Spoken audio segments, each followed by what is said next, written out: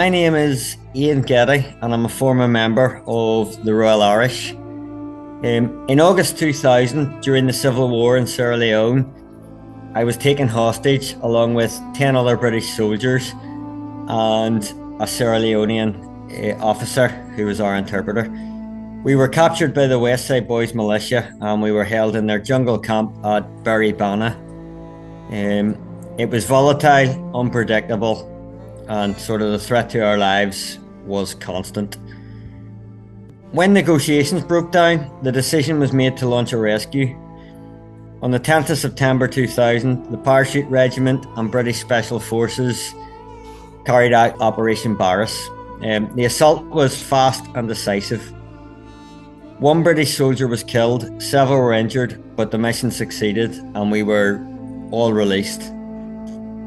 Now, 25 years later, I've decided to go back to Sierra Leone to reflect on those moments that shaped my life and sort of to honour those that risked everything to save us and to remember those that didn't come home.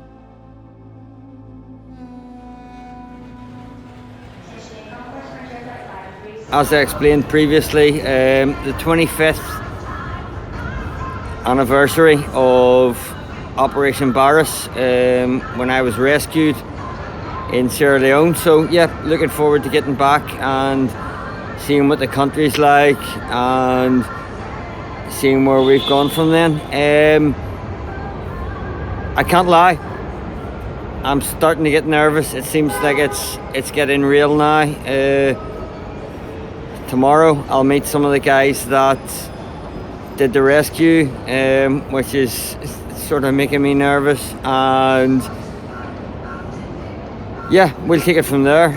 We have a few visits to do. We're going to actually go back to the exact village where we were held as captives, and we're going to meet sort of a lot of the locals that were involved. The likes of our interpreter is coming along, so yeah, very, very, very nervous at the minute, but for now we're just sitting in the airport at Brussels and kind of chilling out. So yeah, I'll get back to you tomorrow and I'll give you an update when we hit Freetown in Sierra Leone. Cheers. As we descend into Lungi International Airport, I can't help but think how deceptive this arrival feels. The airport's just the beginning. Still a bus ride and a long boat journey across the bay before reaching Freetown. Heading towards the ferry port where the sun is setting over the beach. The next day we were greeted at the headquarters of the Royal Sierra Leone Armed Forces, meeting their senior officers and listening to their perspectives. It was a reminder of how far things have come since those darker days.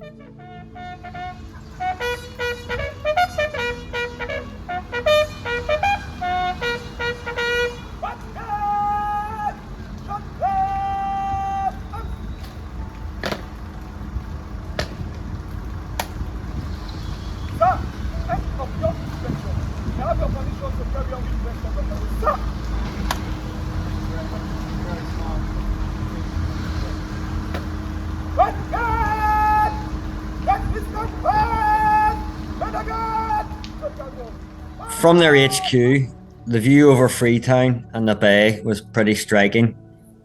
A moment of stillness before heading out on the road again. Our convoy began by following the route of the original 2000 patrol, although now on a modern Chinese-built highway. Main junction, getting to the junction might not take us an hour, but getting to the village in the UK at the time, it's nice, congested. Leaving the highway, the terrain quickly turned into dense jungle.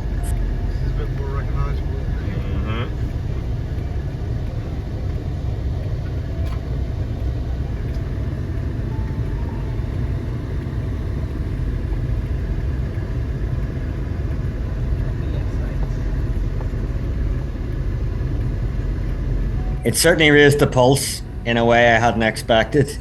Yet every village we went through, we were warmly greeted with a generosity that was hard to put into words.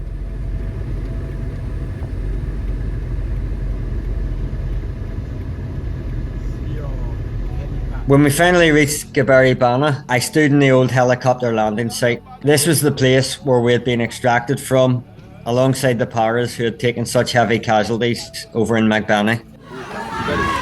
Here we are, back in Barras.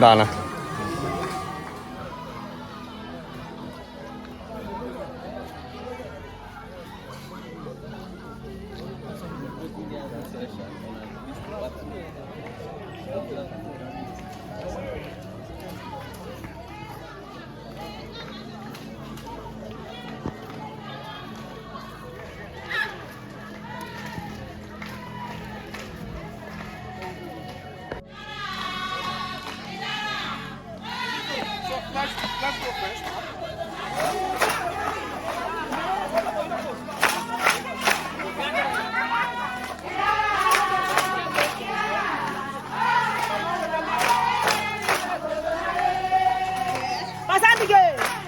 Nearby, the river flowed quietly, the same river that was once our lifeline. It was our wash point, our arrival route, and even the escape route we never managed to take.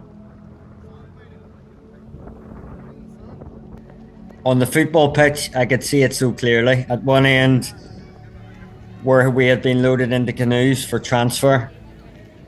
At the other, the very point we were captured at. The swampy landing site nearby told its own story of the Paras' desperate fight to reach us. What an absolute fight the Paras had, even just to get off the helicopters. So, this is me walking through McBenney village. About 100 meters to go to the point we were captured 25 years ago. What can I say? It's a different village now.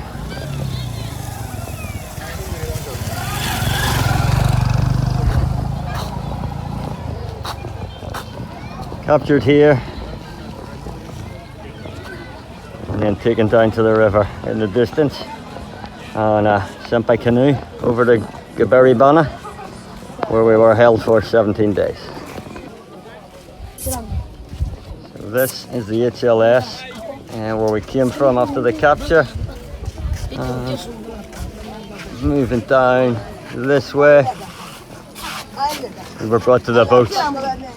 That took us over to Barras for our 17-day stay in the luxury Barras hotel.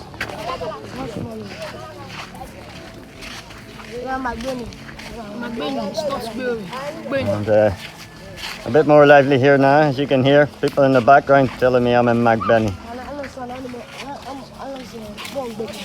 Behind us, the Roquel Creek.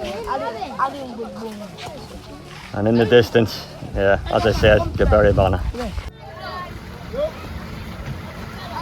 As we said farewell to the villagers of McBenney, I felt a mix of gratitude and unease. Crossing back over the creek, the landscape was pretty unchanged, but for me it carried layers of memory I'll never be able to shake. On the day of the rescue, we had no idea. I think it had been a conscious decision by everyone involved not to tell us in case our mood changed and the West Side boys picked up on that.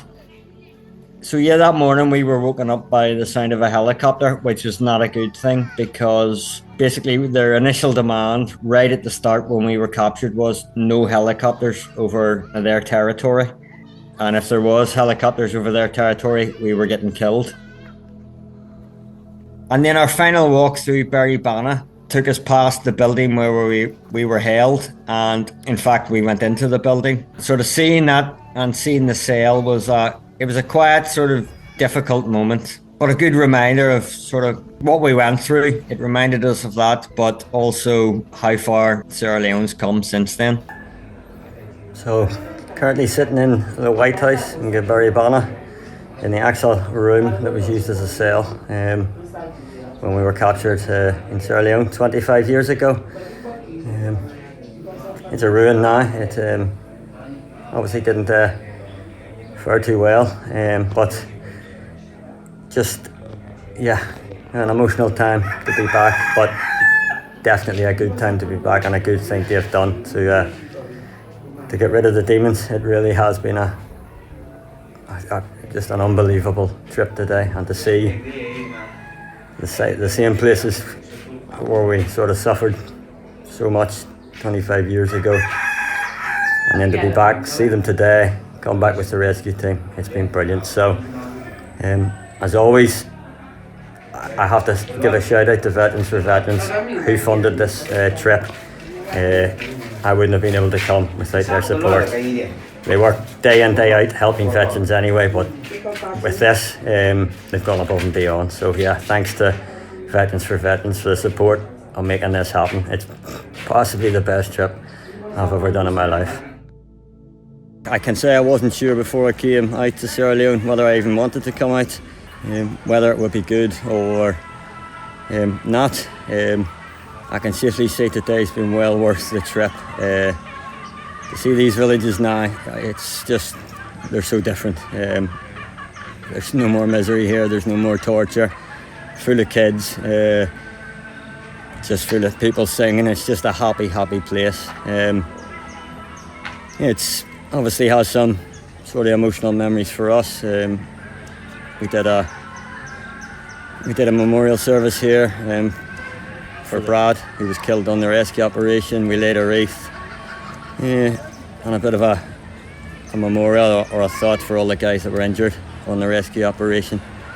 But we've done a lot of other stuff. We did a combined debrief sort of a thing yesterday. Probably the first time we've all got together and debriefed on the operation. But yeah, today's been the day. Today's not just for me, for a lot of the guys here from across the Special Forces, the Paras, all the support teams, the helicopter teams. There's a lot of people here that have put a lot of demons to rest, so it's been well worth it. Driving out for the long trip home from Barras back to Freetown, I think it gave everyone a lot of time to reflect. In today's culture, I think trauma is sometimes, it's maybe misunderstood or trivialized or ignored. People don't talk about it, they don't reach out for help, and they live inside their own heads. And yeah, it's often spoken about lightly, as though the word trauma's lost its weight. But there's nothing abstract about being tortured, about being beaten, about being stripped of your dignity. And those kind of experiences leave scars that don't fade away with time. So for me personally, the journey back has been about more than just revisiting the old ground. It's been about kind of confronting those memories head on. Walking through the places where I was held and where all that horrible stuff happened, and meeting the people who live there now in peace and in happiness. And it's been a way of kind of reclaiming something that was, I suppose it was stolen from me. So yeah, it's in its own way, it's been a form of closure.